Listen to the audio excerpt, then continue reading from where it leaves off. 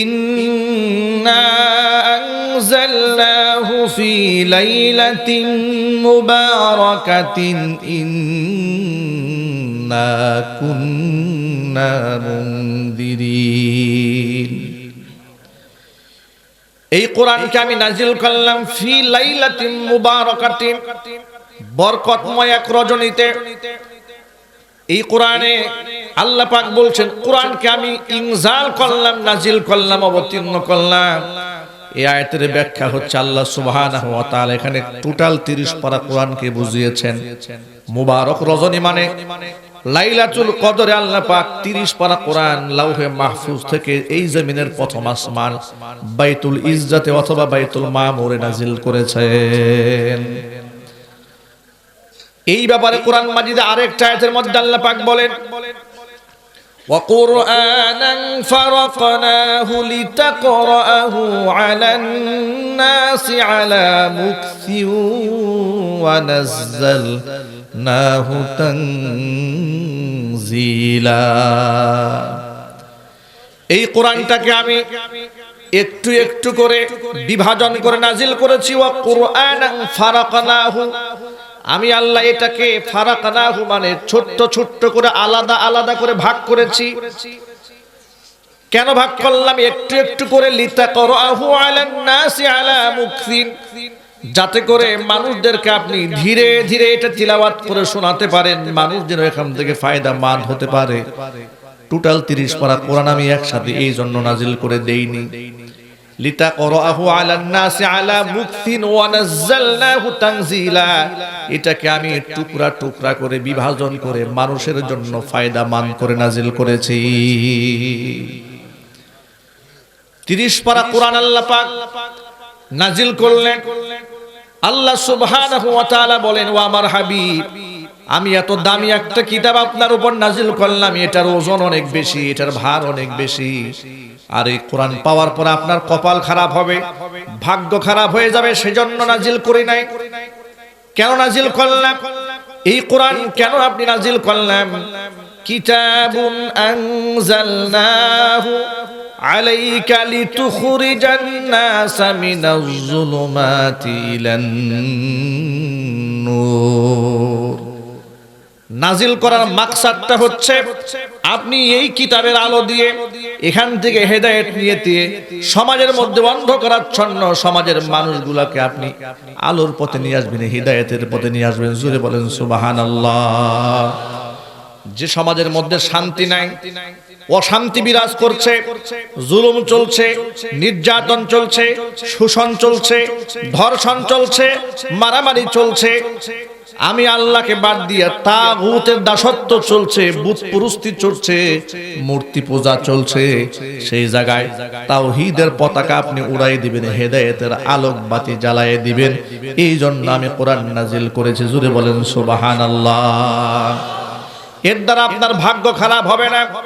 মা আনজালনা আলাইকাল কুরআনা লিতাশকা, ভাগ্য খারাপ করার জন্য নাজিল করে নাই। ভাগ্য সুপ্রসন্ন হবে, ভাগ্য ভালো হবে। এই কোরআনের সান্নিধ্যে যে ব্যক্তি আসবে তাকে আমি আল্লাহ জিরো থেকে হিরো বানায় দেব। আর যে ব্যক্তি কোরআনের সান্নিধ্যে না আসে, কোরআনের বিরোধিতা যে ব্যক্তি করবে তাকে আমি আল্লাহ হিরো থেকে জিরো বানায় দেব। প্রিয় ভাইয়েরা আমার, আপনারাই বলেন কোরআন তাম দুনিয়ার মধ্যে কোরআনটা আল্লাহর পক্ষ থেকে কত বড় একটা উপহার। আল্লাহ এই দুনিয়ার মধ্যে দুইটা জিনিস নিয়ে মুসলমানদেরকে খুশি হতে বলেছেন। কয়টি জিনিস? জোরে বলেন। দুটা জিনিস নিয়ে আল্লাহ মানুষকে খুশি হতে বলেছেন।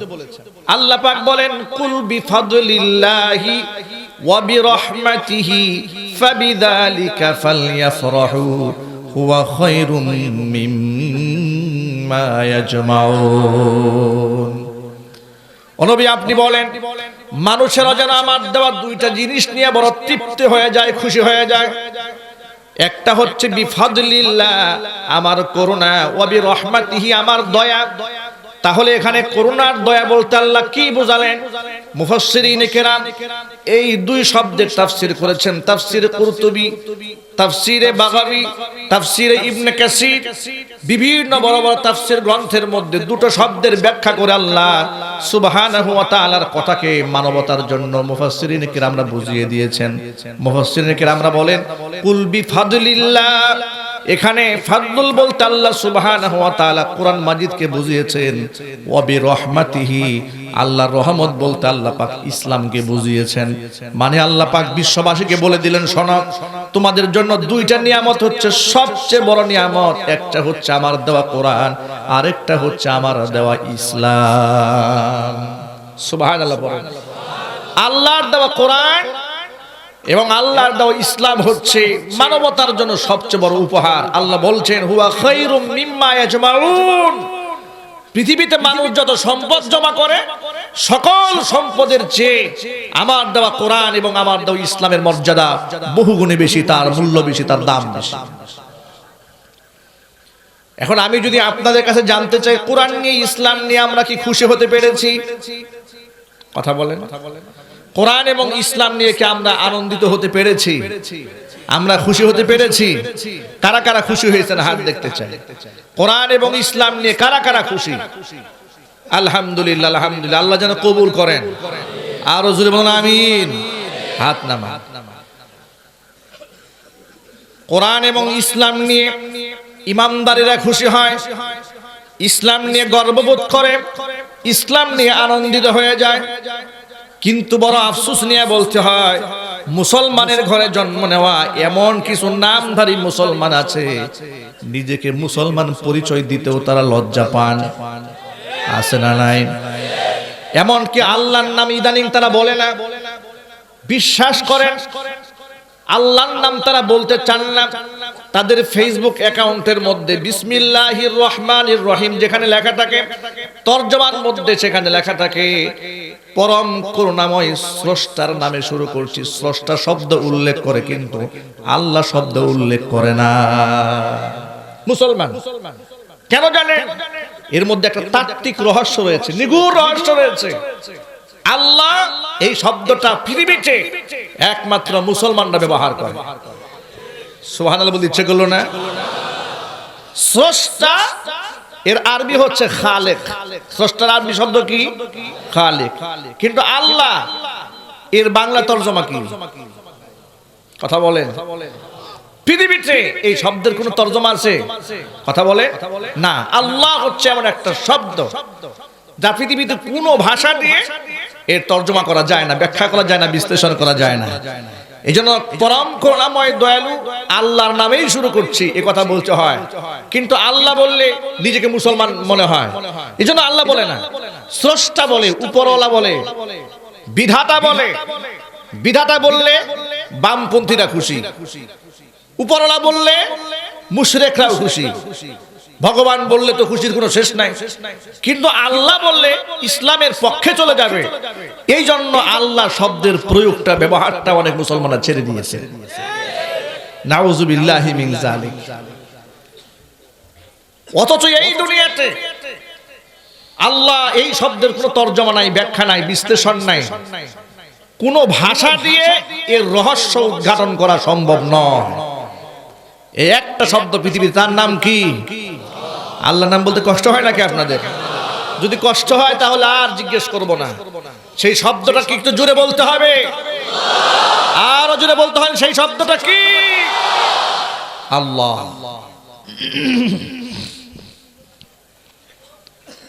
সকল ধর্মকেই তারা সমান জ্ঞান হিসেবে মনে করেন। তারা মনে করেন হিন্দু ধর্ম, বৌদ্ধ ধর্ম, ইহুদি ধর্ম, খ্রিস্টান ধর্ম, যত ধর্ম পৃথিবীতে আছে সব ধর্মের সমান অধিকার, সব ধর্ম সমান, সব ধর্মই মানবতার কথা বলে। যার কারণে বাংলাদেশের বড় বড় মুসলমান আছে যারা মুসলমান হওয়ার পরে পূজার মধ্যে তারা শুভেচ্ছা জ্ঞাপন করে, ঠিক কিনা? গত বছর একজন বললেন, মুসলমান বাংলাদেশের বিখ্যাত ব্যক্তি, নাম বলবো না, তিনি বললেন দেশে শান্তি কায়েম করতে হলে গৌতম বুদ্ধের আদর্শ দরকার। আবার কিছুদিন আগে আরো বড় মাপের নেতা বলেছেন, নাম বলবো না, ঈসা আলাইহিস সালাতু ওয়াস সালাম পৃথিবীতে শান্তি প্রতিষ্ঠা করার জন্য এসেছিলেন, সুতরাং তার আদর্শ আমাদের ফলো করতে হবে। এই কথাটার মধ্যে, মিষ্টি কথার মধ্যে কত বড় তিক্ততা লুকায়িত, এটা বোঝার জন্য ব্যালেন্স দরকার, জ্ঞান দরকার। আপনারা হয়তো ভাবতে পারেন একজন নবীর প্রশংসা করেছে, আমরা তো সকল নবী কি মানানি, উনি খারাপ কি বললেন এখানে? এই কথার গুরু রহস্য রয়েছে, এটা আমি সামনে বলবো। এরপর আর অন্যান্য অনেক কিছুতেই বলা হচ্ছে যে কোন দেব দেবীর সমালোচনা করা যাবে না, তার কারণ বিচার যেহেতু পরকালে হবে, কার মধ্যে কি আছে বলা যায় না। এই কথা যিনি বলেছেন, এখন আমি যদি জিজ্ঞেস করি তার নাম বলবো না, এই শুধু মেসেজটা দিলাম, জাতীয় পর্যায়ে এই ধরনের মেসেজ জাতিকে দেওয়া হচ্ছে। কিন্তু আপনারা বলেন, কোন মুসলমান যদি এমন বিশ্বাস করে যে দেবদেবীর সমালোচনা আমি এই জন্য করব না, ওর মধ্যেও ক্ষমতা থাকতে পারে, এই বিশ্বাস যদি কোনো মুসলমান করে আর জবান থেকে উচ্চারণ করে, তার ঈমান আর থাকবে? আরো জোরে বলতে হবে, ঈমান থাকবে না? ঈমান থাকবে না, বেঈমান হয়ে যাবে, মুরতাদ হয়ে যাবে।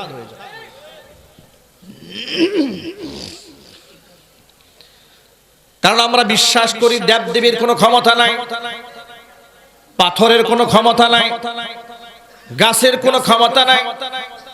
তাওহীদটাকে ভালো করে বোঝার জন্য আরো একটু অ্যাডভান্স করে আমরা বলতে চাই, যেই কাবা ঘর চত্বরে, কাবা চত্বরে বাইতুল্লাহর সাথে দেয়ালের সাথে মিশে থাকা হজরে আসওয়াদ রয়েছে, যাকে আমরা চুমা দিই। চুমা দিতে গিয়া নিজের বড় গৌরবান্বিত মনে করি। চুমা দিতে গিয়া মানুষ কেমন ধস্তাধস্তি করে, ঠিক কি না? চুমা দেওয়া হচ্ছে সুন্নাহ, আর ধস্তাধস্তি করে অন্যকে কষ্ট দেওয়া হচ্ছে হারাম। কিন্তু মানুষ এখানে আবেগ সামলাতে পারে না। মহিলারা পর্যন্ত পুরুষদেরকে ধাক্কায়া সরাইয়া হযরত আসওয়াদ চুমা দিতে যায়। আমাদের আকীদা এবং বিশ্বাস পরিষ্কার, ভালো করে শুনেন। উমরে ফারুক রাদিয়াল্লাহু তাআলা আনহু আমিরুল মুমিনিন, তিনি সেখানে গেলেন, দেখতে পেলেন সেই হযরত আসওয়াদ। হযরত আসওয়াদের দিকে তাকিয়ে বললেন, এ হযরত আসওয়াদ, আমি জানি তোমার কোনো ক্ষমতা নাই, তুমি শুধুই মাত্র একটা পাথরের টুকরা, তোমার কোনো কিচ্ছু করার নাই, তোমার কোনো মর্যাদাই নাই, তোমার কোনো দামও নাই, তাহলে আমি তোমাকে চুমা দেই কেন? কিন্তু আমার নবীকে আমি দেখেছি তোমাকে চুম্বন করতে, এই জন্য আমি তোমারে চুম্বন করি। জোরে কোন সুবহানাল্লাহ। আকীদা বিশ্বাস পরিষ্কার।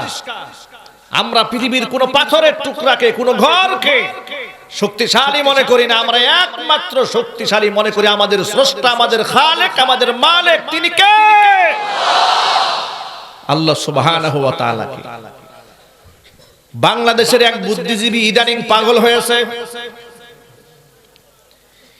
বড় বড় মোষ আছে, তার নাম বলবো না। তিনি এক এক সময় এক একটা কথা ইদানিং প্রসব করছেন। প্রসব যন্ত্রণা শুরু হয়, তিনি টকশোতে এসে সেই যন্ত্রণা নিবারণ করেন। আর তার এই কথার দুর্গন্ধে গোটা জাতি তিক্ত হয়ে যাচ্ছে। কথা বলেন ঠিক কিনা? কিছুদিন আগে তিনি বলেছেন, হুজুরদের স্ত্রী এবং কন্যারা যে পর্দা করে একদম হাত মুখ ঢেকে চলে, এটা স্বাস্থ্যের জন্য ক্ষতিকর। এটা একটা ভাইরাস যুক্ত কথা বললেন। গোটা দেশের মধ্যে সমালোচনার তুমুল ঝড় উঠল যে এই লোকটা মানসিকভাবে অসুস্থ, তার চিকিৎসার প্রয়োজন। কথা জোরে বলতে হবে। তিনি আবার বললেন ভাস্কর্য ইস্যুতে, এই লোকটা আবার বলল মুসলমানরা ভাস্কর্যের বিরোধিতা কিভাবে করে। কাবা ঘরের মধ্যে যে হযরত আসওয়াদ, এটাও তো একটা ভাস্কর্য। নবী করিম সাল্লাল্লাহু আলাইহি সাল্লাম শুধু ভাস্কর্য বলে না, এটাকে মূর্তির সাথে তুলনাও করেছে, যা আল্লাহর নবী এটাকে অপসারণ করেননি। কত বড় জাহেল, কত বড় নালায়েক, কত বড় মূর্খ হলে ইসলাম সম্পর্কে, কোরআন সুন্নাহ সম্পর্কে কতটা অজ্ঞ, মূর্খ, জাহেল, মুরাক্কাব হলে হযরত আসওয়াদকে ভাস্কর্য। আমরা বলতে চাই, এজন্য তথাকথিত কিছু বুদ্ধিজীবী যারা আছে, ধর্মের বিরুদ্ধে কথা বললে যারা নিজের অনেক বড় পণ্ডিত মনে করে, জাহেল মনে, নিজেকে অনেক বড় জ্ঞানী মনে করে, আমি আমার ভাষায় বলি এগুলা হচ্ছে আবু জেহেলের নাতিপুতি। ও যুবক ভাইরা আমার, আমাদের আকীদা পরিষ্কার। এই পৃথিবীতে মাথা তো নত করি একমাত্র কার সামনে? আরো জোরে। আল্লাহ ছাড়া কাউকে আমরা ক্ষমতার অধিকারী মনে করি না, কোনো মানুষকে মনে করি না, কোনো গাছকে মনে করি না, কোনো পাথরের টুকরাকে মনে করি না, কোনো আল্লাহর ওলিকেও মনে করি না, এমনকি কোনো মাজারে যিনি শুয়ে আছেন তাকেও আমরা আল্লাহর উপর ক্ষমতাবান বলে মনে করি না। কথা বলেন ঠিক কিনা? এই জন্য আমরা মাজারেও চাই না, চাই কার কাছে? মাজারে যিনি শুয়ে আছেন তার কাছে কি মুসলমান চাবে? যদি বলেন মাজারে যিনি শুয়ে আছেন তিনি যদি প্রকৃত অর্থে আল্লাহর ওলি হন, তাহলে তার কবরটা আমরা জিয়ারত করব, তার জন্য আমরা দোয়া করব, এই বিশ্বাস নিয়ে দোয়া করব এই লোকটা অনেক ভালো ছিলেন, জমিন থেকে চলে গেছেন, তার কাছে আমরা ঋণী, তার জন্য আমরা দোয়া করি আল্লাহ পাক যেন তাকে জান্নাতুল ফেরদাউস দান করেন। জোরে কর আমিন। কি তার কাছ থেকে চাওয়ার জন্য যাওয়া যাবে? জোরে বলে। আজকালকে এগুলাই করা হচ্ছে। যখন আমরা এই কাজের বিরোধিতা করি তখন বলে শরীয়তের হুজুররা বুঝে না, আল্লাহর ওলিদের বিরোধিতা করে। কোনটা ওলির বিরোধিতা করা আর কোনটা শিরকের বিরোধিতা করা, এতটুকুন পার্থক্য যে মুসলমান বুঝে না তাকে তো মুসলমান বলাই উচিত নয়।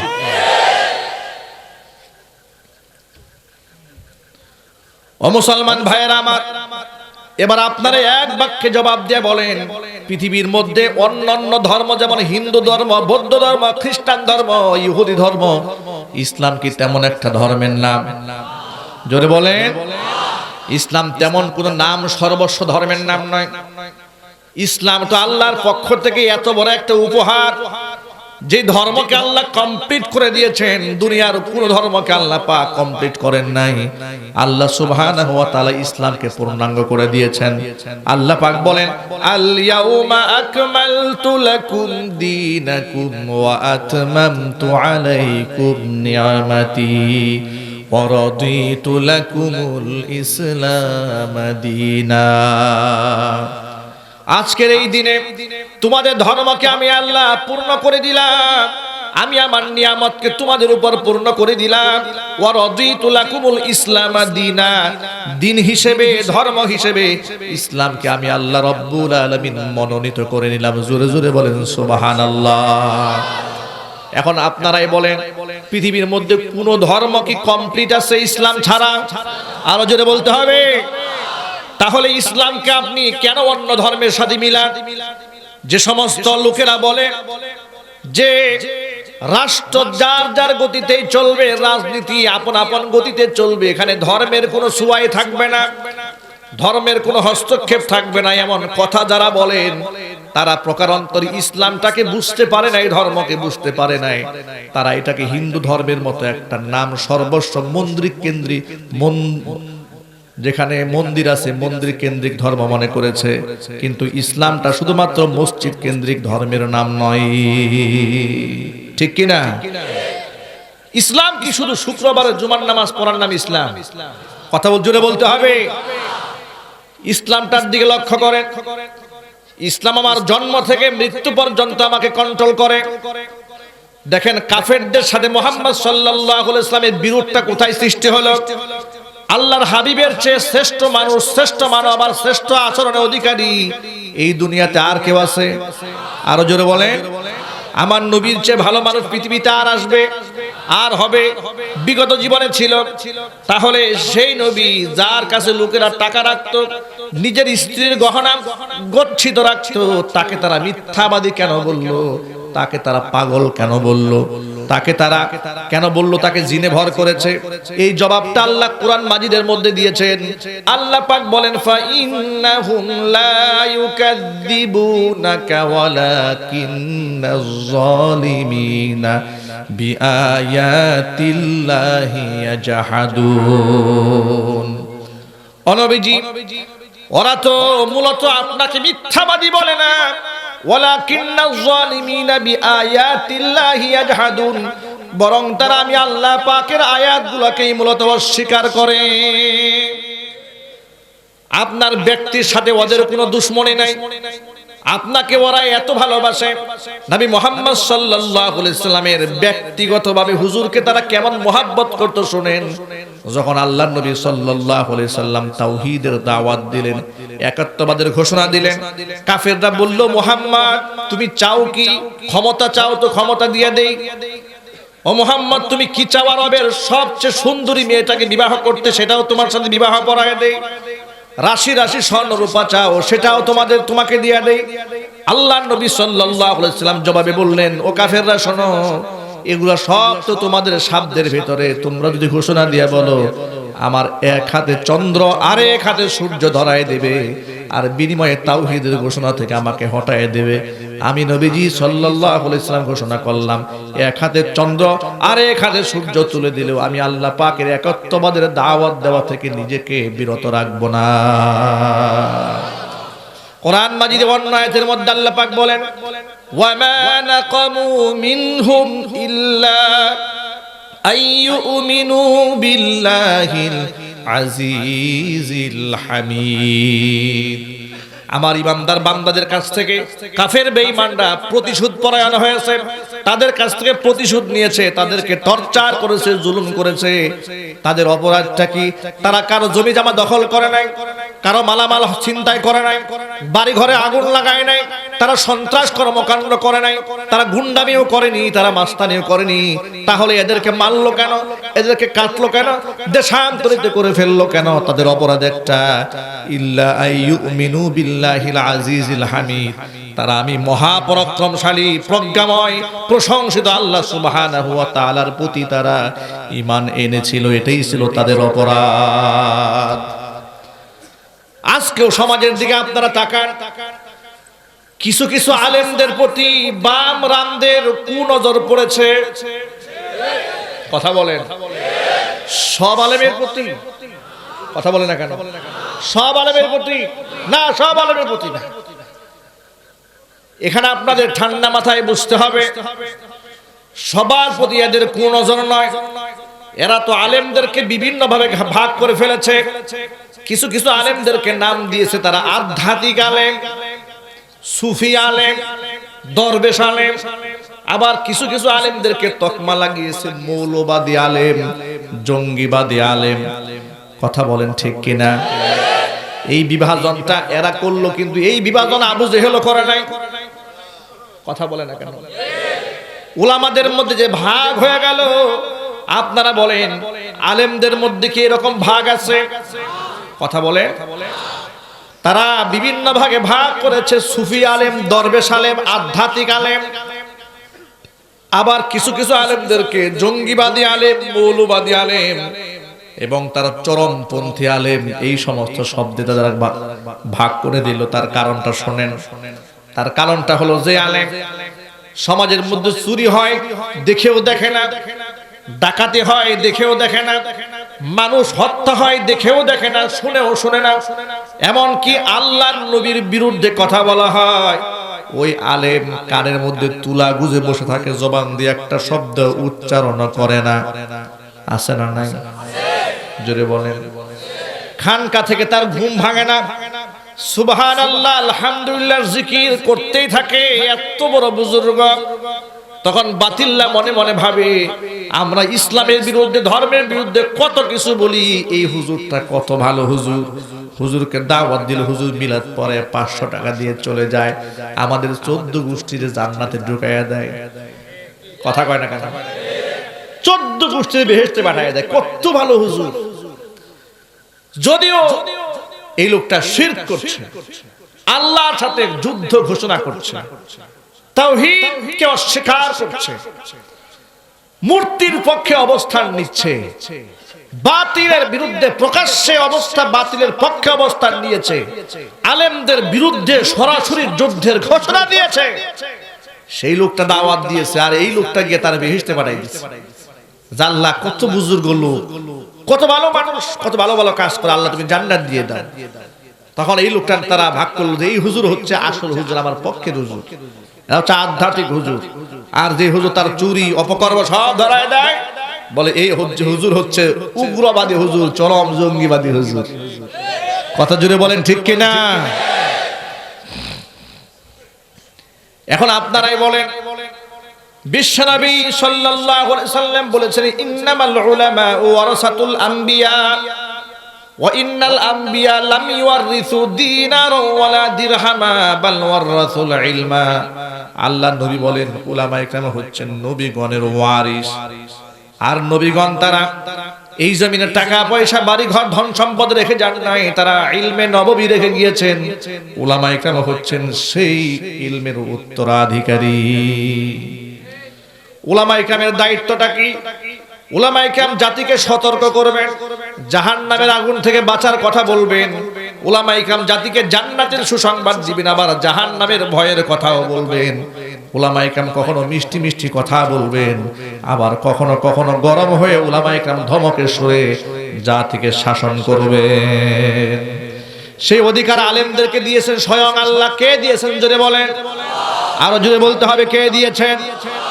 আল্লাহ সুবহানাহু ওয়া তাআলা নবীজিকে ডাক দিয়ে বলেন, ইয়া আইয়ুহান নাবিয়্যু ইন্না আরসালনাকা শাহিদান ওয়া মুবাশশিরান ওয়া নাযীরা ওয়া দাঈয়ান ইলাল্লাহি বিইযনিহি ওয়া সিরাজাম মুনীরা। নবীজি, ইন্না আরসালনাকা শাহিদান, নিশ্চয় আমি আপনাকে সাক্ষী বানিয়েছি, ওয়া মুবাশশিরান, আপনাকে সুসংবাদদাতা হিসেবে পাঠিয়েছি, ওয়া নাযীরা, আপনি ভীতি প্রদর্শনকারী মানুষদেরকে সতর্ক করবেন। আপনি আমলের সাক্ষী হবেন, আপনি হয়ে যাবেন সাক্ষী, আপনি হবেন সুসংবাদদাতা, আপনি হবেন ভীতি প্রদর্শনকারী। ভাইরা আমার, আপনার আমার প্রশ্নের জবাব দিয়ে বলেন, মানুষদেরকে যখন সুসংবাদ দেয়, সুসংবাদের ভাষা কি কঠিন হয় নাকি? কথা বলেন না কেন? সুসংবাদের ভাষা হয় মিষ্টি, ঠিক কিনা? সুসংবাদের ভাষা হয় মিষ্টি, আর সতর্ক করার ভাষা হয় কঠিন, এবং সেটা হয় জোরালো, ঠিক কিনা? উদাহরণ দিয়ে আমি বলি, আপনি যখন দেখলেন একটা বাচ্চা, ছোট বাচ্চা না বোঝার কারণে আগুনের মধ্যে হাত দিতে যাচ্ছে, কোন সচেতন ব্যক্তির নজরে যখন পড়বে, এত জোরে ধমক দিবে যে বাচ্চা আগুন থেকে ছিটকায় দূরে সরে যাবে, ঠিক কিনা? এত জোরে একটা চিৎকার করবে, ধমক দিবে, নাই বেটা আগুন ধরা যাবে না, এটা ধমক দিলে সেখান থেকে সরে যাবে। আর এখানে যদি কেউ বলে, এই মেয়ে ধমক দিলেন কেন? বাচ্চাকে ধমক না দিয়ে একটু বুঝায় বলতে পারলেন না? কোন পাগল এই কথা বলে? কথা বলে না কেন? পাগলে বলে না, এই কথা কেউ বলবে না। বলবে না আপনি দারুণ কাজ করেছেন, ধমক দিয়েছেন। আলেমরা মাঝে মাঝে আপনাদেরকে ধমকের সুরে কথা বলেন, এই জাতিকে সতর্ক করেন। যখন দেখেন যে ইসলামের জন্য আপনি পৃথিবীতে এসেছেন, আপনি যে রবের গোলামি করবেন, যে মুহাম্মদ সাল্লাল্লাহু আলাইহি ওয়াসাল্লামের আদর্শের সৈনিক আপনি যখন তার আদর্শ থেকে বের হয়ে জাহান্নামের মধ্যে পা রাখতে যাচ্ছেন, তখন উলামায়ে কেরাম জোরালো ভাষায়, একটু লাউড স্পিকারে, জোর আওয়াজে, উচ্চ আওয়াজে আপনাদেরকে সতর্ক করে। এতে করে অনেকের গায়ে অ্যালার্জি শুরু হয়ে যায়। আলেমরা এত জোরে কথা বলে কেন? অমুক মাওলানা সাহেব এত জোরে কথা বলে কেন? মামুনুল হক সাহেব এত চিৎকার চেঁচামেচি করেন কেন? তিনি আমাদেরকে ধমক দেন কেন? উনি কি অমুক হুজুরের মতো মিষ্টি মিষ্টি করে সুর দিয়ে তেলায় তেলায় ওয়াজ করতে পারেন না? কথা বলে না কেন? তাহলেই তো দাওয়াত সব ঠিক থাকে, একটা দাওয়াতও ক্যান্সেল হয় না। উনি এভাবে গরম হয়ে উঠছেন, গর্জে ওঠেন কেন? মনে রাখতে হবে, অন্য ওয়াইজরা আপনাদের জন্য মুবাশশির সুসংবাদদাতা আল্লামা মামুনুল হক হাফিজাহুল্লাহ সহ বাংলাদেশ কিছু সৈনিক রয়েছে, কোরআনের জন্য, ইসলামের জন্য, জাহান্নামের আগুন থেকে বাঁচাবার জন্য তর্জন করে, গর্জন করে আপনাদেরকে সতর্ক করছে। কথা বলে ঠিক কিনা?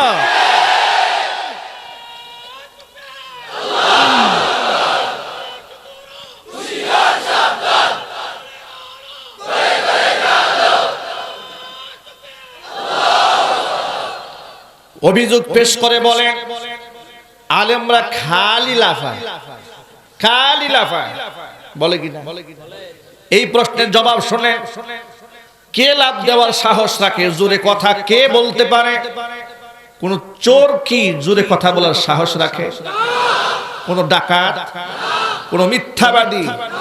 হ্যাঁ, মিথ্যা কথা বলা, উদ্দেশ্য প্রণোদিত ভাবে অযৌক্তিক কথা বলার ক্ষেত্রে কথা আটকে আটকে যাবে, আর কণ্ঠের আওয়াজটা তার অজান্তেই নিচু হয়ে যাবে।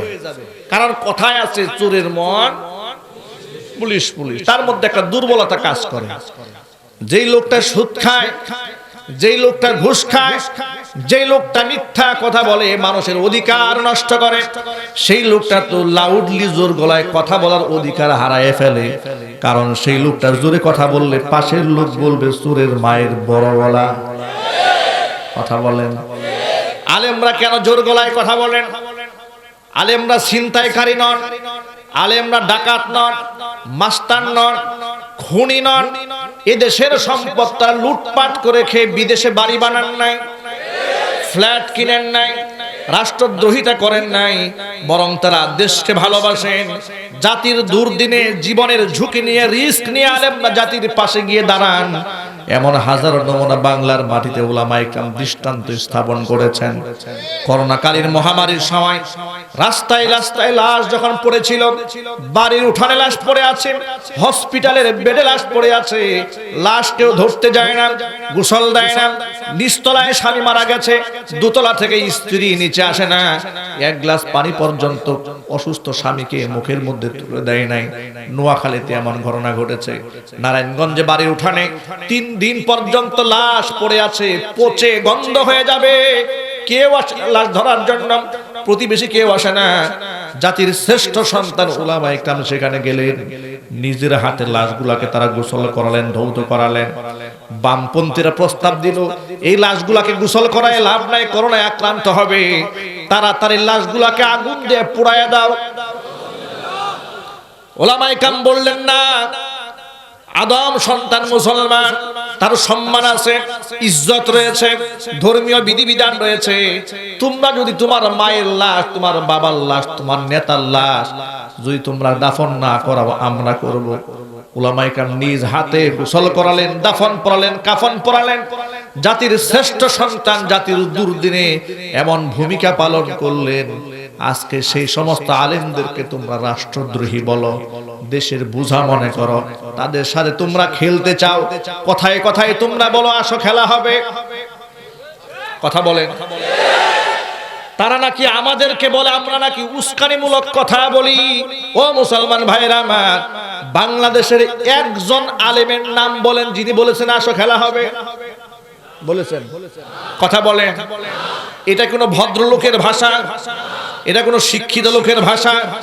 এটা তো গুন্ডা এবং মাস্তান এবং খুনি এবং ডাকাতের ভাষা। কথা বলুন ঠিক কিনা? ওরা ডাকাতের ভাষায় আমাদেরকে বলবে আসো খেলা হবে। আমরা বলি তোমাদের মতো থার্ড ক্লাস খেলোয়াড়ের সাথে আমরা খেলি না। তার কারণটা কি? তার কারণ শোনো, খেলা হয় শিয়ানে শিয়ানে, সমানে সমানে। বাচ্চাদের সাথে, অযোগ্য লোকের সাথে আমরা খেলি না। কারণ কোরআন মাজিদে বলে দিয়েছেন, কুল হাল ইয়াস্তাবিল্লাযীনা ইয়ালামুনা ওয়াল্লাযীনা লা ইয়ালামুন ইন্নামা ইয়াতাযাক্কারু উলুল আলবাব। আল্লাহ পাক বলেন যারা আলেম আর যারা আলেম না তারা কখনোই সমান হতে পারে না। যেখানে আমার আল্লাহ বলে দিয়েছেন আলেম আর জালেম, আলেম আর জাহেল সমান নয়, সেই জায়গায় তোমাদের মতো বাচ্চাদের সাথে আলেমরা খেলতে চায় না। তোমাদের খেলা জাতি বহু দেখেছে, তোমরা কি খেলা দেখাতে চাও? বিশ্ববিদ্যালয়ে তোমাদের খেলা জাতি দেখেছে। অস্ত্রবাজি করে তোমরা বিশ্ববিদ্যালয় বন্ধ করে দিয়েছো, সেই খেলা জাতি দেখেছে। ময়মনসিংহের বিশাল বড় নেতার খেলা জাতি অনলাইনে দেখেছে। কথা বলে। তোমরা জাতির সাথে, আলেমদের সাথে কোন ভাষায় কথা বলতে হয় এতটুকু ন্যূনতম জ্ঞান তোমার নাই। আবার ইদানিং বলা হচ্ছে আলেমদের জানাজা পড়াবার দরকার নেই, আমরা নিজেরাই পারি। কথা বলে। আছে না নাই? পাগলের সুখ মনে মনে। কথা কন। কত বড় ননসেন্স হলে, কমন সেন্স ছাড়া হলে এই লোকটা বলে এই মৌলবাদী হুজুরের দরকার নেই, নিজেই আমি আমার বাবার জানাজার নামাজ পড়াবো। তুমি তোমার বাবার জানাজার নামাজ কি 12 তাকবীরে পড়বা না 14 তাকবীরে পড়বা, সেটা মরার পরেই তোমার বাবা বুঝতে পারবে। কথা বলেন ঠিক কিনা? এই লোকের বাবা যদি বেঁচে থাকে ওসিয়ত করবে, আল্লাহর দোহাই লাগে তুই আমার জানাজায় আসবি না। কথা বলেন ঠিক কিনা? তোর মতো নাফরমান আমার জানাজায় আসবি না, আমাকে জানাজার সময় থেকে মাই শুরু হয়ে যাবে। যে এমন একটা কুলাঙ্গার দুনিয়াতে রাখছো কেন? ভাইরা আমার, আলেমদেরকে তুচ্ছ তাচ্ছিল্য করে বলে আমাদেরটা খায়, আমাদেরটা পরে চান্দা কালেকশন করে, এভাবে আলেমদেরকে তুচ্ছ তাচ্ছিল্য প্রতিনিয়ত প্রতিদিন দেশের বিভিন্ন প্রান্ত থেকে আলেমদের বিরুদ্ধে যুদ্ধের ঘোষণা তারা দিচ্ছে। আর আলেমরা অত্যন্ত ধৈর্য এবং সহিষ্ণুতার পরিচয় দিয়ে দিচ্ছে। তার কারণ আলেমরা ভদ্র, আলেমরা নম্র, আলেমরা সভ্য। কোরআন তাদেরকে বিনয়ী বানিয়েছে, কোরআন তাদেরকে মাস্তান, খুনি, ডাকাত, জঙ্গি বানায় না। কথা বলো ঠিক কিনা? কোন দায়িত্বশীল অফিসার এমন কথা বলতে পারেন না যিনি বলেছেন হাড় ভেঙে দেবেন, ঘাড় ভেঙে দেবেন। তারা হচ্ছে গুন্ডা, তারা মাস্তান, তারা খুনি, তারা রাষ্ট্রের দুশমন, দেশের দুশমন। কথা বলো ঠিক কিনা? যুবক ভাইয়েরা আমার, এই সমস্ত খেলার কথা বলে আলেমদেরকে দমিয়ে রাখতে পারবে না। এবং তারা বলে আলেমদের সম্পর্কে বলে তোমরা আমাদেরকে মাসআলা শিখাও, আমরা ধর্ম কম জানি। সকাল বিকাল কোরআন শরীফ পড়ি, দৈনিক 70 থেকে 80 রাকাত নফল নামাজ পড়ি। আছে না নাই? নতুন পাগলের আমদানি। 70 থেকে 80 রাকাত নফল নামাজ প্রতিদিন পড়ে। আমি বহুদিন যাবত একটা বুজুর্গ খুঁজতেছিলাম, বাংলাদেশে পেয়ে গেছি। এখন এই বুজুর্গের জীবনে তালাশ করতে গিয়ে দেখি এত বড় বুজুর্গ পূজার মধ্যে পূজাও করে, আবার এত বড় বুজুর্গ মহিলাদের সাথে রাস্তায় ডান্স করতেছে। কত বড় বুজুর্গ! আলেমদের কাছ থেকে মাসআলা জানতে হবে না, মাসআলা জানলে তো ডান্স বন্ধ হয়ে যাবে। কথা জোরে বলতে হবে। আলেমদের কাছে গেলে মুসলমানের ঘরে জন্ম হয়ে দেবদেবীর সামনে মাথা নত করার আমল বন্ধ হয়ে যাবে। এই জন্য তোমরা আলেমদের কাছে আসতে চাও না, আলেমদের সাথে খেলা করতে চাও, মনে রেখো উলামায়ে কেরাম হচ্ছেন জাতির অবিসংবাদিত নেতা। তারা হচ্ছেন জাতির রাহবার, জাতির শ্রেষ্ঠ সন্তান। তোমরা যখন মৃত্যুর কুলে ঢলে পড়ো, তোমাদের জানাজায় যেতে মানুষ ভয় পায়, আর আলেমদের জানাজার মধ্যে শামিল হয়ে মানুষ নিজেকে গৌরবান্বিত মনে করে। আল্লামা নূর হোসেন কাসিমি রহমাতুল্লাহি আলাইহি জমিন থেকে বিদায় হয়ে গেলেন। তাকে তোমরা কম গালি দাও নাই, বহুত গালি তোমরা দিয়েছ। ধর্ম ব্যবসায়ী বলে গালিগালাজ করেছ, উগ্রবাদী বলেছ, মৌলবাদী বলেছ, কত কিছুই না তোমরা বলেছ। আল্লাহর ওলি জমিন থেকে যখন বিদায় হয়ে গেলেন, জানাজার নামাজের মধ্যে মানুষের চিত্রটা তাকায় দেখো, বাঁধ ভাঙা জোয়ারের মতো। এই যেন মানুষের কাফেলা নয়, মনে হচ্ছে ফেরেশতাদের কাফেলা। করোনাকালীন সময় আল্লামা জুবাইর আহমদ আনসারী রহমাতুল্লাহি আলাইহি নব্বারাল্লাহু মারকাদাহু ওয়া জাআলাল জান্নাতা মাসওয়াহু। সকলেই বলুন আমিন।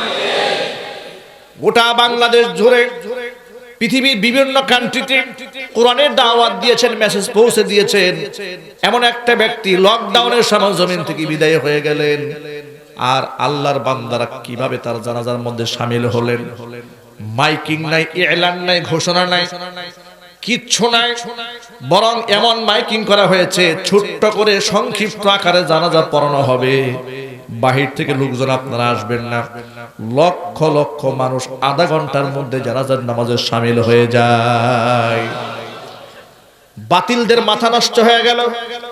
আলেমদের এত জনপ্রিয়তা, সর্বনাশ। এই আলেমদের থেকে জাতিকে কতভাবে আলাদা রাখতে চায়। এতে জাতিকে আলাদা করা যাচ্ছে না, বিচ্ছিন্ন করা যাচ্ছে না। এই জন্য তকমা লাগাই দিল, এগুলা জঙ্গি, এগুলা উস্কানিমূলক, এগুলা হচ্ছে মৌলবাদী।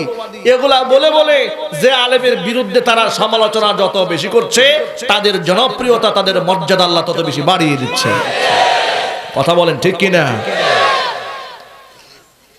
7টা গ্রামকে 14 দিন লকডাউন করে দিল।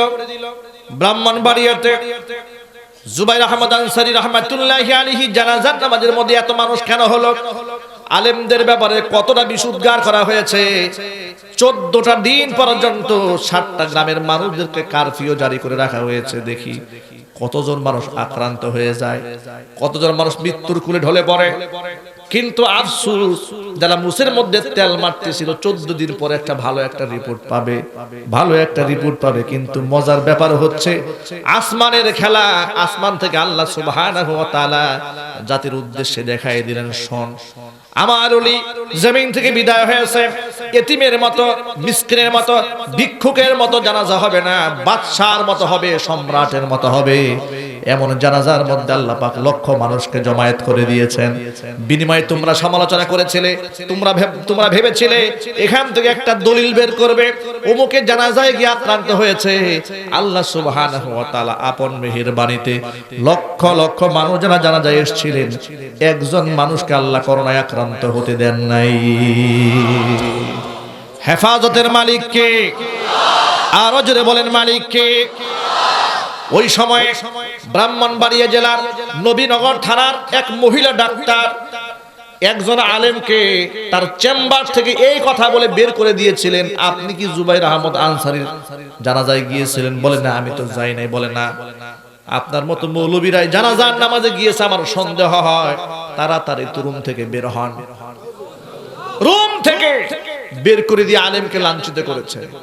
কপাল পোড়া জাতি, আলেমকে রুম থেকে বের করে দিয়েছে। তোমাদের মতো কত ডাক্তাররা করোনায় আক্রান্ত হয়েছে, কিন্তু আলেমরা যে এই মৃত ব্যক্তিদের লাশ নিজের হাতে ধোয়ালেন, গোসল করালেন, একজন আলেমও করোনায় আক্রান্ত হন নাই। সাহায্য কে করেছেন জোরে বলেন? আল্লাহ পাক সাহায্য করেছেন। তোমরা আজকে স্টেডিয়ামের খেলা হয়, সেখানে করোনা খুঁজো না, বাজারেও করোনা খুঁজো না, ফুটবল খেলায় করোনা খুঁজো না, ব্যাংকে করোনা খুঁজো না, মিল ফ্যাক্টরিতে করোনা খুঁজো না, ওয়াজ মাহফিলের মধ্যে আর জানাজার নামাজ আর মসজিদের মধ্যে খালি করোনা খুঁজো। কথা বলেন ঠিক কিনা? সাবধান হয়ে যাও, আল্লাহর কাছে তওবা করো, আল্লাহর কাছে তওবা করো, আল্লাহর কাছে মাফ চাওয়ার ঈমান রাখো। আমার আল্লাহ হচ্ছেন সুস্থতা দেওয়ার মালিক, অসুস্থ বানাবার মালিক ও আল্লাহ। আল্লাহ পাক যদি আমাকে শেফা দান করতে চান, বিশ্বের কেউ আমাকে অসুস্থ বানায় রাখতে পারবে না। আবার আল্লাহ পাক যদি আমাকে রোগ দিতে চান, দুনিয়ার কেউ আমাকে সুস্থ বানিয়ে রাখতে পারবে না। আমেরিকার দিকে তাকাও, তারা আমাদের মতো নয়, তারা কতটা সচেতন এই পৃথিবীতে। ইটালির দিকে তাকাও, তারা কতটা সচেতন। চায়নার দিকে তাকাও, কতটা সচেতন, কতটা পরিচ্ছন্ন তারা থেকেছে। যে চায়নার মেয়েরা জীবনে ফুল প্যান্ট পরে নাই, সারা জীবন হাফ প্যান্ট পরেছে। এই করোনা কালীন অবস্থায় তারাও জুব্বা পরা শুরু করছিল। কথা বলে না কেন? বাস্তবতা আছে না নাই? হাফ প্যান্ট যারা পরেছে, করোনার সময় ফুল প্যান্ট পরেছে, হাত হ্যান্ড গ্লাভস লাগিয়েছে, পায়ের মধ্যে মোজা পড়েছে, এতেও ক্ষান্ত হয় নাই। উপর দিক থেকে পলিথিন দিয়ে পুরো শরীর প্যাকেট করে ফেলেছে। আপনারা ছবিগুলো দেখেছেন, মনে হচ্ছে একটা ব্যাঙের বাচ্চা যাচ্ছে, ঠিক কি না? আমার আল্লাহ পাক কি যেন একটা মেসেজ দিলেন, অঘোষিতভাবে একটা মেসেজ দিলেন, জাতি তাকায় দেখ। আমি যদি চাই, ওয়ালাউ শাআল্লাহু লাহাদাকুম আজমাইন, আমি চাইলে গোষ্ঠী সহ হেদায়েত দিতে পারি, আমার সময় লাগে না। কথা জোরে বলতে হবে। সেই ক্ষমতা আল্লাহর আছে না নাই? আল্লাহ পাক ছাড় দিয়ে দেন। কেন ছাড় দেন? লা তুসআলুনা আম্মা কুনতুম তা'মালুন, আমলের ব্যাপারে তোমাদেরকে জিজ্ঞেস করা হবে, তোমাদেরকে আল্লাহ পাক ছাড় দিয়ে দেন।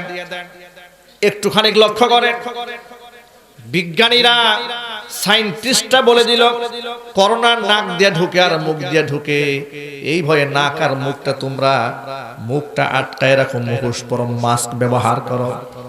মহিলারা মাস্ক ব্যবহার শুরু করে দিয়েছে, কিন্তু হাত পা দিয়া মাস্ক আপনার রোগ যায় না এই কথা বিশ্বাস থাকার কারণে তারা হাতের মধ্যে গ্লাভস পরে না, হাতের হাতটা সম্পূর্ণ খোলা রাখে। কয়েকদিন আগে এয়ারপোর্টে চিটাগাং যাওয়ার পথে দেখলাম অসংখ্য মেয়েরা মুখের মধ্যে মাস্ক পরেছে, কিন্তু গায়ের মধ্যে জামাটা ঠিক মতো পরে নাই। আমি আমার সাথীকে বললাম, আহারে, ডাক্তাররা যদি আরেকটু অ্যাডভান্স করে বলতেন, করোনার নাক দিয়ে মুখ দিয়ে যেভাবে ঢোকে, হাত পা খোলা থাকলে ওই দিয়েও ওই দিক দিয়েও ঢোকে, ঠিক কিনা?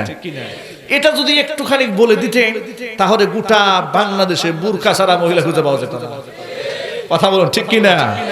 সারা বাংলাদেশের মানুষ তখন বোরকা পরতো। ভাইরা আমার, একটুখানি আপনারা বুঝেন, তোমরা যদি এই করোনা থেকে বাঁচার জন্য মুখের মধ্যে মাস্ক লাগিয়ে থাকতে পারো ঘন্টার পর ঘন্টা, অসংখ্য মেয়েরা এখন মাস্ক ব্যবহার করছে। আর আমার মা বোনেরা যারা ঈমান আনে পরকালের উপরে, জাহান্নামের আগুন থেকে বাঁচাকে আবৃত করে রাখে। বিনিময়ে কি হয়েছে? আল্লাহ সুবহানাহু ওয়া তাআলা এদেরকে করোনা থেকেও হেফাজত করেছেন, আর সমাজের মধ্যে মানুষ নামক কিছু নর পশু আছে যারা মা বোনদের ইজ্জত হরণ করতে চায়, যারা মা বোনদের দিকে বাঁকা নজরে আর নজরে খারাপ নজরে তাকায়, তাদের এই কুদৃষ্টি থেকে আল্লাহ পাক তাদেরকে হেফাজত করেছেন। কথা বলেন ঠিক কিনা? আমার দেশের বুদ্ধিজীবী বললেন মহিলারা বোরকা পরলে এটা নাকি স্বাস্থ্যের জন্য ক্ষতি। এই কথাটা শুনে শয়তান না জানি কত কাদা কেঁদেছে গাছের ডালে বসে। আপনারা হয়তো ভাবতে পারেন হুজুর এটা কেমন কথা, শয়তান কেন কাঁদবে, শয়তান তো হাসবে। যে আমার সহধর্মিনী পেয়ে গেছি একজন, আমি আমার একটা সহধর পেয়ে গেছি, সাথী পেয়ে গেলাম, মুঈন পেয়ে গেলাম, সাহায্যকারী পেয়ে গেলাম। আমি বলি শয়তান হয়তো বা এই আফসোস করে কেঁদেছে যুগ যুগ ধরে শতাব্দীর পর শতাব্দী শয়তানি করলাম, কিন্তু এত বড় শয়তানি কথা আমি বলি নাই। কথা কন ঠিক কিনা? এত বড় শয়তানি কথা আমি বলি নাই যে বোরকা বলে স্বাস্থ্যের জন্য ক্ষতি হয়। বরং বিজ্ঞান বলে সূর্যের আলট্রাভায়োলেট রে অতি বেগুনি রশ্মি এটা নারীদের দেহের জন্য ক্ষতি। এটা যদি মহিলার শরীর ঢেকে রাখে নারীদের দেহের জন্য ফায়দা হয়। চিৎকার দেখুন সুবহানাল্লাহ। এই যে টাকনুর নিচে পুরুষের জন্য কাপড় পরা হালাল না হারাম? আরো জোরে। ইচ্ছাকৃতভাবে মা আসফালা মিনাল কাবাইনি মিনাল ইজারি ফিন নার, কোন ব্যক্তি যদি ইচ্ছাকৃতভাবে অহংকার প্রদর্শন করে টাকনুর নিচে কাপড় পরে, পাজামি পরে, জুব্বা পরে, লুঙ্গি পরে, প্যান্ট পরে, সেটা হালাল না হারাম? এটা হারাম। বিজ্ঞান গবেষণা করে দেখে পুরুষের গোড়ার যে অংশটা আছে, পায়ের গোড়ালি যেখানে আছে, ওই জায়গায় একটা হরমোন জনিত বিষয় থাকে। আলো বাতাস যদি নিয়মিত সেখানে না ঢোকে পুরুষের যৌনাঙ্গ দুর্বল হয়ে যায়, যৌন শক্তি কমে যায়। এই জন্য ইহুদি খ্রিস্টানরা এই গবেষণা করার পরে তারা দেখলো এটা ঢেকে রাখলে যদি যৌন শক্তি দুর্বল হয়ে যায়, যৌবন কমে যায়, তাহলে তো এটাকে খোলায় রাখতে হবে। খোলা রাখতে গিয়ে তারা কি প্রসেস অবলম্বন করলো?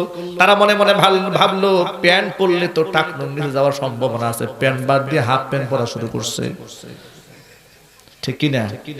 ওরা হাফ প্যান্ট পরে বড় বড় বড় সরে হাফ প্যান্ট পরে চলে যায়। ঢাকা শহরে এয়ারপোর্টে দেখবেন বহু যাত্রী বিদেশি হাফ প্যান্ট পরে। আমি মনে মনে ভাবলাম এরা কি বিছানা থেকে উঠে আর চেঞ্জ করে না কাপড় চোপড়, এমনি চলে আসছে হাফ প্যান্ট পরে, হাফ প্যান্ট পরে চলে আসছে। ভাইরা আমার, বিজাতীয়রা ইসলামের বৈজ্ঞানিক দৃষ্টিকোণ থেকে বিশ্লেষণ করে যেটাকে ভালো মনে করে সেটাকে তারা আমল করে, বিজ্ঞানকে বিশ্বাস করে, ধর্মকে বিশ্বাস করে না।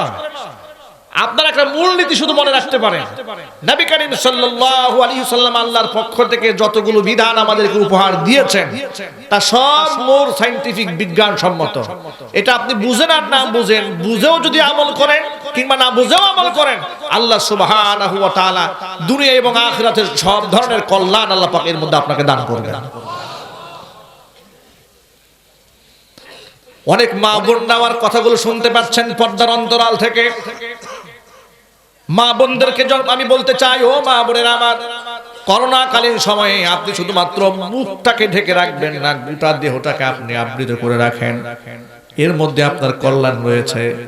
কারণ কোরআন মাজিদে আল্লাহ সুবহানাহু ওয়া তাআলা বলে দিয়েছেন, ইয়া আইয়ুহান নাবিয়্যু কুল লিআজওয়াজিকা ওয়া বানাতিকা ওয়া নিসাইল মুমিনিনা ইউদনিনা আলাইহিন্না মিন জালাবিবিহিন যালিকা আদনা আন ইউরাফনা ফালা ইউযাইন ওয়া কানা আল্লাহু গফুরার রহিমা।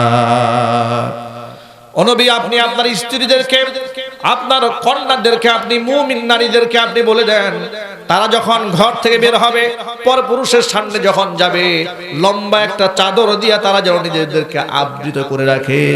এইভাবে যদি তারা চলতে পারে, যালিকা আদনা আইয়ুরাফনা, তারা মুমিন মুসলমান স্বাধীন নারী, চেনা সহজ হয়ে যাবে।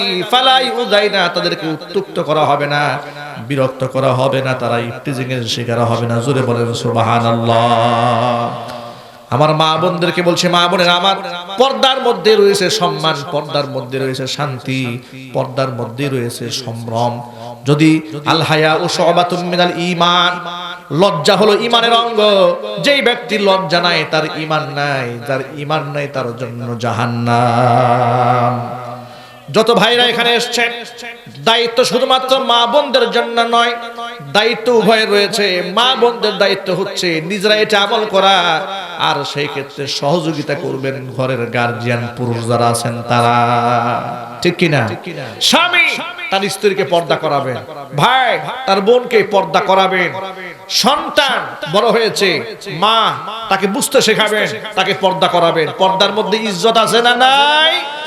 সম্মান আছে না নাই? বামপন্থীরা চাবে যে আপনারা পর্দাহীন ভাবে চলাফেরা করেন, কিন্তু তাদের প্ররোচনায় কান দেবেন না। ওয়েস্টার্ন কালচার, এই সিলেটের অসংখ্য ভাইরা বোনেরা বিদেশ থাকেন, আলহামদুলিল্লাহ লন্ডনে এত বেশি সিলেটের ভাই বোনরা থাকেন। লন্ডনে আমার অনেক মুহিব্বির মুতাআল্লিকিন আছে। আমি আশ্চর্যান্বিত হয়ে যাই, লন্ডনের মতো জায়গায় থেকে তারা শরঈ খাস পর্দা করে চলেন, আলহামদুলিল্লাহ বলেন। লন্ডনের মতো জায়গায় থেকে তারা লম্বা লম্বা দাড়ি মুখের মধ্যে রাখেন, এতে অসুবিধা হয় না। আর 95% মুসলমানের বাংলাদেশে দাড়ি রাখলে বলে জঙ্গি। কথা বলেন না ঠিক কিনা? ও যুবক ভাইরা আমার, আমি এই মেসেজ আপনাদের কাছে দিতে চাই, আপনাদের স্ত্রী, আপনাদের মা, আপনাদের বোন, আমাদের মা বোন, তাদেরকে পর্দায় রাখা এটা আমাদের ঈমানের দায়িত্ব। আল্লাহর নবী বলেছেন, আলা শুনে রেখো, কুল্লুকুম রাঈন ওয়া কুল্লুকুম মাসউলুন আন রাইয়াতিহি, জেনে রেখো তোমরা প্রত্যেকেই দায়িত্বশীল, কিয়ামতের মাঠে প্রত্যেকের দায়িত্বের ব্যাপারে সকলকে জিজ্ঞাসিত হতে হবে আল্লাহর আদালতে। যার যতটুকু দায়িত্ব তিনি ততটুকু পালন করবেন। দেখুন উলামায়ে কেরাম যারা বয়ান করেন তাদের একটা দায়িত্ব আছে না নাই? জাতীয় সংকটে, আবার বলি উলামায়ে কেরাম যারা স্পিকার, যারা লেকচারার, আপনাদের সামনে যারা কথা বলেন, খুতবা দেন, জাতি যদি কোনো ধর্মীয় সংকটে পড়েন জাতিগতভাবে, কোরআন সুন্নাহর আলোকে তার সমাধান দেওয়া, এটা হচ্ছে বক্তাদের ঈমানি দায়িত্ব, ঠিক কিনা? আর এই দায়িত্ব পালন করতে গেলে তারা অনেক সময় বাতিলের রুশানলে পড়েন, এতে করে ঘাবড়াবার কোনো কারণ নাই। কারণ নবী করিম সাল্লাল্লাহু আলাইহি সাল্লামকে আল্লাহ পাক বলেন, হে রাসূল বাল্লিগ মা উনজিলা ইলাইকা মির রাব্বিক, হে নবীজি আপনার উপর যা নাযিল হয়েছে সেটা আপনি কান পর্যন্ত পৌঁছায়া দেন। ওয়া ইল্লাম তাফআল, যদি আপনি না করেন তাহলে তো আপনি দায়িত্ব পালন করলেন না, রিসালাতের দায়িত্ব পূর্ণ হলো না। আর এই দায়িত্ব পালন করতে গেলে ওরা যে দুশমনি করবে, আপনার ক্ষতি করার চেষ্টা করবে, আপনার ভয় পাওয়ার কোনো কারণ নাই। ওয়াল্লাহু ইয়াসিমুকা মিনান নাস, আপনাকে জালেমের রুশানল থেকে রক্ষা করব আমি আল্লাহ। ও যুবক ভাইরা আমার, এই জন্য যুগের মুহাক্কিক সচেতন উলামায়ে কিরাম জাতিগতভাবে বাতিলদের পক্ষ থেকে মুসলিম উম্মার উপরে যত প্রকারের নির্যাতন আসে, অপবাদ আসে, এই অপবাদগুলোকে বলিষ্ঠ কণ্ঠে তারা প্রতিবাদ জানান। তারা জাতির শ্রেষ্ঠতম রাহবার, ঠিক কিনা? সকল মুসলমানদেরকে ঐক্যবদ্ধ হতে হবে। আমরা কি রাজি আছি ইনশাআল্লাহ? নবীজির আদর্শ নিয়ে আমরা এগিয়ে যেতে চাই, কোনো প্রকার ভেদাভেদ রাখতে চায় না। আজকে মুসলিম সমাজের যে অবস্থা হয়ে দাঁড়িয়েছে, এখানে কওমি, আলিয়া, ওয়াহাবি, সুন্নি, মাযহাবি এবং লা মাযহাবি এতগুলা গ্রুপ রাখার আর কোনো সুযোগ কি বাংলাদেশে আছে? জোরে বলতে হবে, আছে? এখন তো তাওহীদ আর শিরকের বিভাজন চলছে।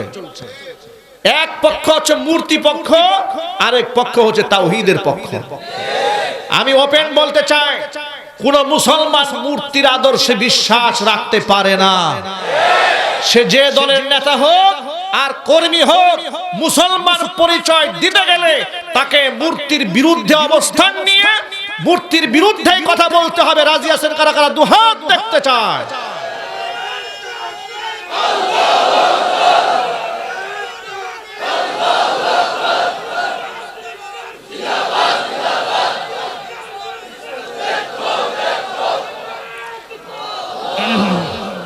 ভাইরা আমার, আপনারা মেহেরবানি করে জবাব দিয়ে বলেন, ওয়াহাবি যারা, যাদেরকে বলা হয় তাদের নবীর নাম কি? সুন্নি যারা দাবি করেন তাদের নবীর নাম কি? মাযহাবি যারা, তাদের আদর্শের নাম কি? লা মাযহাবি যারা, তাদের আদর্শের নাম কি? এর মানে হচ্ছে সকলেই যেহেতু দাবি করি আমরা মুহাম্মদ সাল্লাল্লাহু আলাইহি সাল্লামের আদর্শের সৈনিক, কিছু কিছু বিষয় আছে মুখতালাফ ফি, আবার কিছু কিছু বিষয় আছে মুত্তাফাকুন আলাইহি। কিছু কিছু মাসআলা আছে ইজতিহাদি মাসআলা, আবার কিছু কিছু মাসআলা আছে ইজতিহাদের কোনো সুযোগ নাই। যেমন নামাজ 5 ওয়াক্ত। কয় ওয়াক্ত? পৃথিবীর কোন মুসলমান কি বলেছে যে না ইজতিহাদের বিষয় আছে, নামাজ 5 ওয়াক্ত না 6 ওয়াক্ত হওয়ার সম্ভাবনা আছে। 5 ওয়াক্ত পর উত্তম, সবে 6 ওয়াক্ত পড়লে বেশি সওয়াব হবে। কোন সুযোগ আছে? এই ব্যাপারে কোনো ইখতিলাফ আছে না? কোনো ইখতিলাফ নাই। এবার আরেকটা বিষয় বলেন, আল্লাহ সুবহানাহু ওয়া তাআলা কোরআন নাজিল করলেন। কোরআন হচ্ছে মানবতার কিতাব। ওয়াহাবিরা, যাদেরকে ওয়াহাবি বলা হয়, তারা যে কোরআনকে ফলো করে, যারা সুন্নি দাবি করেন, তারাও তো সেই একই কোরআন ফলো করেন না ভিন্ন কোরআন ফলো করে? কথা বলে। কোরআন একটা কিবলা না, কিবলার মধ্যে ইখতিলাফ আছে। কিবলা কোন দিকে? আমাদের পশ্চিম দিকে আমাদের কিবলা। কিবলা আমাদের এক। এটা যারা মাযহাব মানে তারাও কিবলা এক, যারা মাযহাব মানেন তাদেরও কিবলা এক। আমি শুধুমাত্র ইত্তেফাকটা বোঝাচ্ছি যে কিছু কিছু মাসআলা আছে, এই মাসআলার মধ্যে কোনো প্রকারের ইখতিলাফ নাই, সব একমত। কিবলা একদিকে, মুহাম্মদ সাল্লাল্লাহু আলাইহি সাল্লাম আমাদের আদর্শ, তিনি এই ক্ষেত্রে আমাদের কোনো দ্বিমত নাই, ঠিক কি না? কোরআন আমাদের কিতাব, একমাত্র মানবতার কিতাব, এই ক্ষেত্রে আমাদের কোনো দ্বিমত আছে? কোরআনের সন্দেহ আছে? এই ক্ষেত্রে কোনো দ্বিমত নাই। তাহলে আমাদের ঐক্যমত্যের বিষয় তো অনেক আছে, মাসআলাগত ইখতিলাফ আছে। আর এই মাসআলাগত ইখতিলাফ কিয়ামত পর্যন্ত থাকবে, এটা বন্ধ করা যাবে না। কিছু মাসআলা আছে ইজতিহাদি মাসআলা, তবে সেই ক্ষেত্রে আপনি কোনটা ফলো করবেন? একটা আছে রাজ এবং সাজ। যে পৃথিবীর অসংখ্য মুফতিদের মধ্যে একজন মুফতি ভিন্ন রকম কথা বলেছেন, তার কথা মান্য করা যাবে না। জুমহুরুল ফুকাহা, জুমহুরুল উলামা, অধিকাংশ আলেমরা কোন ফতোয়া দিয়েছেন সেটাই মান্য করতে হবে। কথা বলেন ঠিক কিনা? দুই একজন ভুল করতে পারেন, কিন্তু গোষ্ঠী সহ সমস্ত আলেমরা মিলে কি ভুল সিদ্ধান্ত দেবেন? না, দেবেন না। এই ক্ষেত্রে আমাদের ইখতিলাফ রয়েছে। সুন্নত এবং মুস্তাহাব নিয়ে আমিন জুড়ে বলা, আসতে বলা ইখতিলাফ রয়েছে। বুকে হাত বাঁধা, নাভির নিচে হাত বাঁধা, সুন্নত নিয়ে ইখতিলাফ রয়েছে। ফরজ নিয়ে ইখতিলাফ আছে নাকি? না, ইখতিলাফ নাই। তাহলে এত ক্ষেত্রে যদি আমরা একমত থাকতে পারি, যখন অনুরূপ ভাবে একটা জাতীয় ইস্যু, সেটা হচ্ছে মুহাম্মদ সাল্লাল্লাহু আলাইহি সাল্লাম পৃথিবীতে আগমন করেছিলেন শিরক ধ্বংস করে তাওহীদ প্রতিষ্ঠা করার জন্য। জোরে বলতে হবে। জাতির পিতা ইব্রাহিম আলাইহিস সালাতু ওয়াস সালাম এই পৃথিবীতে সর্বপ্রথম যিনি মূর্তি ভেঙে দিয়েছিলেন। কথা বলেন ঠিক কি না? তাহলে আমরা হচ্ছে ইব্রাহিম আলাইহিস সালাতু ওয়াস সালামের সন্তান, মুহাম্মদ সাল্লাল্লাহু আলাইহি সাল্লামের আদর্শের সৈনিক। মক্কা বিজয়ের পরে যিনি মসজিদুল হারামের মধ্যে ঢুকে নিজের হাতে এবং সাহাবায়ে কেরামের সহযোগিতা নিয়ে ইশারায় কিংবা লাঠির আঘাতে 360 খানা মূর্তিকে ভেঙে টুকরা টুকরা করে দিয়েছিলেন। এই ক্ষেত্রে দুনিয়ার সমস্ত মুহাক্কিক মুদাক্কিক, সমস্ত মানুষ একমত, ইসলামের সাথে, তাওহীদের সাথে মূর্তির কোনো সম্পর্ক নাই। কথা বলুন ঠিক কিনা? এটাকে রাজনৈতিক ইস্যু বানানো, এটা পাগলের প্রলাপ ছাড়া কিছু নয়। সবার আগে মনে রাখতে হবে আমি মুসলমান, এরপর আওয়ামী লীগ, বিএনপি, জাতীয় পার্টি, জামাত ইসলাম, এটা পরের পরিচয়। প্রথম পরিচয় হচ্ছে মুসলমান। আর যে মুসলমান পরিচয় দিবে, ইব্রাহিমের সন্তান বলে দাবি করবে, মুহাম্মদ সাল্লাল্লাহু আলাইহি ওয়াসাল্লামের আদর্শের সৈনিক বলে দাবি করবে, সে কোনদিন মূর্তির পক্ষে থাকতে পারে না। আপনারা কি মূর্তির পক্ষে? আরো জোরে। মূর্তির সাথে মুসলমানের কোনো সম্পর্ক আছে? মুসলমানের কোনো সম্পর্ক থাকতে পারে? মূর্তির পক্ষে মুসলমানদের হৃদয়ের কোনো সম্পর্ক নাই, আত্মিক সম্পর্ক নাই, বক্তৃতার কোনো সম্পর্ক থাকতে পারে না। এই জন্য মূর্তি বিরোধী আন্দোলনে সকলে আমরা এক এবং অভিন্ন। এই আন্দোলনে একমত আছেন কারা কারা? এবার আমি দুহাত দেখতে চাই।